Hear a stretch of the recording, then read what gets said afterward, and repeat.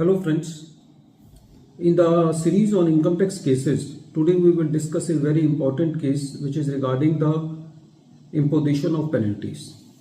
The present issue before Chennai ITIT B bench was that if the penalty is triggered against the assessee under a wrong section and the penalty is imposed and the assessee challenges that imposition of penalty under wrong section by taking a jurisdictional ground, and the CIT appeal in its order changes the basic section under which the penalty is imposed by the assessee. So whether the CIT appeal can do this, or it is the duty of the assessing officer to first of all to adjudicate the legal ground of the assessee, where the assessee is challenging the imposition of penalty under a wrong section.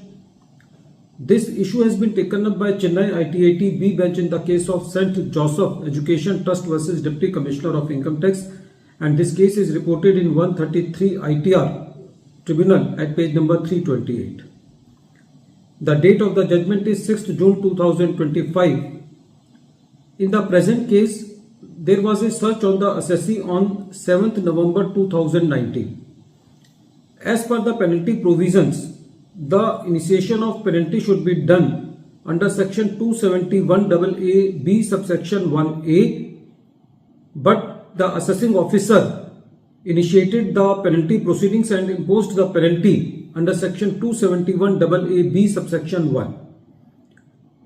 The law for imposing the penalty under section 271 B subsection 1 is that if the search is initiated between the period 1st July 2012 to 15 December 2016, in that case the penalty can be initiated under section 271 B subsection 1, since in the present case the search on the assessee was on 7th November 2019. So section 271 B subsection 1 was not the right section to trigger the penalty against the assessee.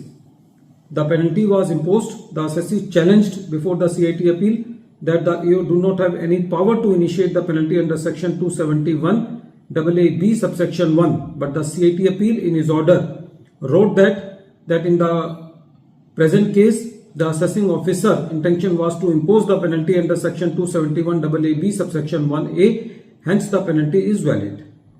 When the assessee challenged this ground before the tribunal said that in the present case the CIT appeal has erred in confirming the order of the penalty of the assessing officer, because the assessee has challenged the very basic jurisdiction to impose the penalty on the assessee, since the penalty under section 271 B subsection 1 should not be imposed upon the assessee because there was no search on the assessee in the prescribed period. So in spite of deleting the penalty, the CIT appeal has confirmed the penalty under wrong section. Friends, this case is very important because in this case the tribunal said that the AO should not start with the presumption that the assessee is at fault even if the quantum is not agitated by the assessee. The tribunal said that penalty is not automatic, the penalty is not mandatory, and it was the view of the tribunal that issuing proper legally valid notice to a assessee as stipulated in section 274 is a sine qua non. In the present case, there were some other issues also regarding the penalty under section 270A, in which the omnibus notice was issued without specifying whether it is underreporting or misreporting. So the tribunal said that it is the duty of the assessing officer to specify the limb, whether it is of underreporting covered in subsection 1 to 7 or misreporting covered in section 8, covered in subsection 8 to 9, or whether it is a penalty under section 271 B subsection 1A. In that case also, it is the duty of the assessing officer to mention whether it is under clause A or clause B, meaning thereby that the assessee should not be left in a confusion that for which the assessee has to give the reply until and unless the fault of the assessee is told in advance. The assessee cannot be expected to give the submission for the penalty notices. So in the present case, the penalties were deleted for the defective notices.